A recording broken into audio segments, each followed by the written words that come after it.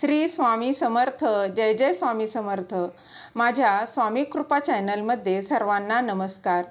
स्वामी महाराजांच्या कृपेने तुमच्या सर्व चांगल्या इच्छा पूर्ण होत ही स्वामी महाराजांच्या चरणी प्रार्थना करते आणि आजच्या या नवीन व्हिडिओला सुरुवात करते.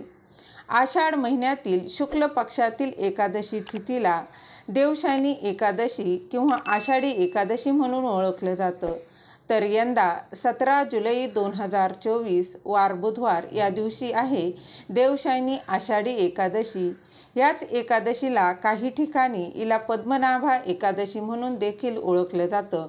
या आषाढी एकादशीचं महत्त्व आपण जाणून घेऊया. ते जाणून घेण्याआधी तुम्ही माझ्या स्वामी कृपा चॅनलला सबस्क्राईब नक्की करा. जय हरी विठ्ठल. देवशयनी एकादशीच्या दिवसापासून भगवान विष्णूंचा निद्रा कालावधी सुरू होतो, म्हणूनच त्याला देवशयनी एकादशी म्हटलं जातं. देवशयनी एकादशीला पद्म एकादशी, आषाढी एकादशी आणि हरिशयनी एकादशी असं देखील म्हटलं जातं. आषाढ हा महिना मराठी महिना सुरू होताच आपल्याला आषाढी एकादशीची चाहूल लागते. आषाढी एकादशी म्हटलं तर पंढरपूरमधील सर्वात मोठा महोत्सव आणि विठोबाची वारी डोळ्यासमोर उभी राहते. आषाढी एकादशी ही सर्वात मोठी एकादशी मानली जाते. या दिवशी देवाबद्दल श्रद्धा असणाऱ्या प्रत्येक जण हा विठू माऊलीचे मनापासून नामस्मरण करतात, त्याचबरोबर उपवास देखील धरतात. हा दिवस खूप शुभ असा मानला जातो. या दिवशी विविध चांगल्या कामांची, व्यवसायांची व त्याचबरोबर विविध धार्मिक कार्यांची सुरुवात देखील केली जाते. प्रत्येक महिन्यात 2 पंधरवाडे म्हणजेच 2 पक्ष असतात. एक शुक्ल पक्ष आणि दुसरा कृष्ण पक्ष. या प्रत्येक पक्षातील 11व्या तिथीला एकादशी असं म्हटलं जातं. या एकादशीपैकी आषाढ आणि कार्तिक महिन्यातील एकादशी विशेष अशी महत्त्वाची मानली जाते. आषाढातील शुद्ध एकादशीस भगवान श्रीहरी विष्णू झोपी जातात, त्यामुळे या एकादशीला शयनी एकादशी असं म्हटलं जातं. झोपी गेलेले भगवान विष्णू हे कार्तिक महिन्यातील शुद्ध एकादशीला जागे होतात, त्यामुळे त्या एकादशीला प्रबोधिनी एकादशी असं म्हणतात. हे 4 महिने म्हणजेच चातुर्मास होय.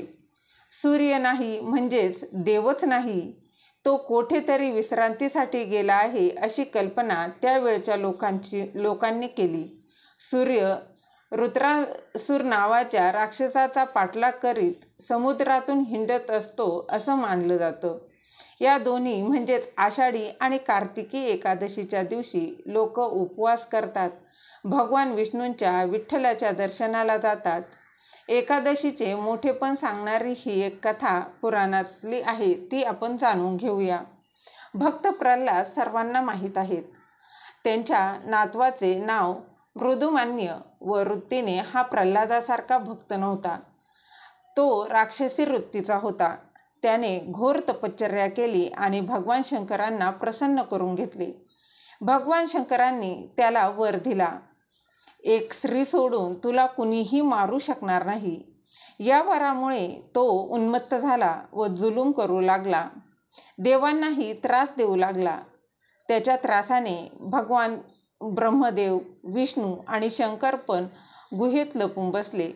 काय करावे, या राक्षसाला ठार कसे करावे असा विचार करत असतानाच त्यांच्या श्वासातून एक शक्ती निर्माण झाली. ती अत्यंत तेजस्वी अशी होती. तिचे नाव एकादशी. तिने मृदुमान्याशी युद्ध केले आणि त्याला ठार मारले. साऱ्या जगाला त्याच्या त्रासापासून सोडवले. तेव्हापासून एकादशीचे दिवशी भगवंताचे नामस्मरण, पूजा अर्चा करून उपवास करण्याची पद्धत ही सुरू झाली. या सर्वाहून वेगळी अशी एक कल्पना आहे, ती म्हणजे कर्मयोग्यांना मार्गदर्शन करण्यासाठी भगवान विष्णू झोपी जातात.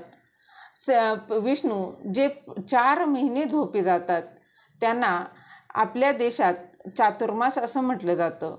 सामान्य प्रसंगातही जर भगवान झोपी गेले तर सृष्टीचा व्यवहार चालणार नाही. मग चातुर्मासासारख्या अमूल्य काळात ज्यावेळी सर्व सृष्टीत जल अन्नाची व्यवस्था करण्याची असते, त्याचवेळी भगवान झोपतात, हे कसे चालेल?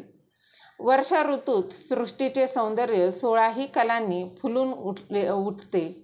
मानवाला जीवन मिळते, शेतकऱ्याला मुबलक पीकही देखील मिळतं आणि सर्वत्र आनंदाचे वातावरण असते.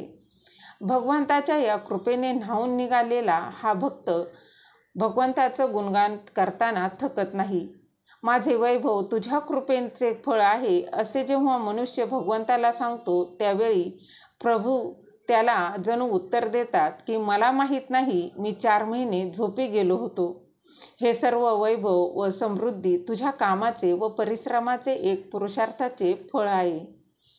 काम करताना सतत जागृत राहणे, त्याचबरोबर फळ देतेवेळी झोपी गेल्याचा बहाणा करणे याच्यापेक्षा हृदयाची महान विशालता कोणती असू शकेल.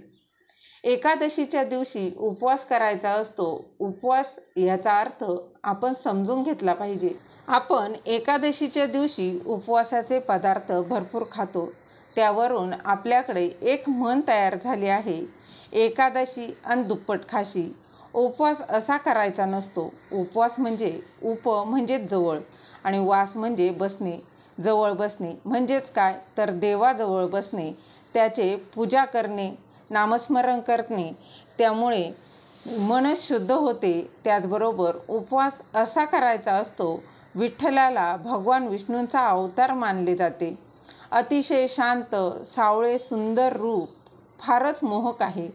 चेहऱ्यावर अपार करुणा आणि प्रेम असते. त्यामुळे कमरेवर हात ठेवून 28 योगे उभा आहे.